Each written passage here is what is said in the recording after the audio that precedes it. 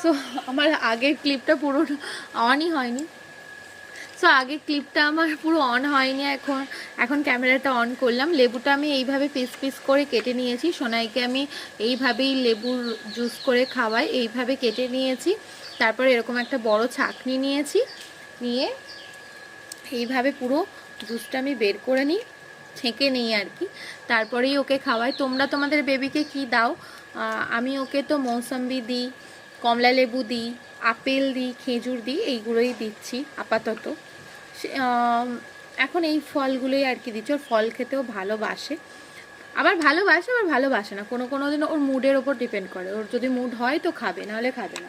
আর আমি ডাবটা দিই না, ডাবটা দিতাম আগে, কিন্তু ডক্টরে মানা করার ফলে তো এখন আর দিই না। এই হচ্ছে ব্যাপার। আমার পিছনে আমার মেয়ে বসে আছে এই যে। আর এখন হালকা রোদ উঠেছে তো, স্নানের পর লেবুটা খেতে খুব ভালোই লাগে। আর এখন ওই 12:30 মতো বাজে, আমি ওকে এখনই লেবুটা দেওয়ার চেষ্টা করি। আর শীতের দিন তো ওই রোদ থাকতে থাকতেই দিয়ে দিই, আর গরমকালে না 2:30-3টের দিকে দিতাম। এই হচ্ছে ব্যাপার। এইভাবে দেখো ভালো করে লেবুর জুসটা, জুসারও আছে আমার, কিন্তু আমি জুসারে না মৌসুমি জুস করতে পারি না, তেতো হয়ে যায়।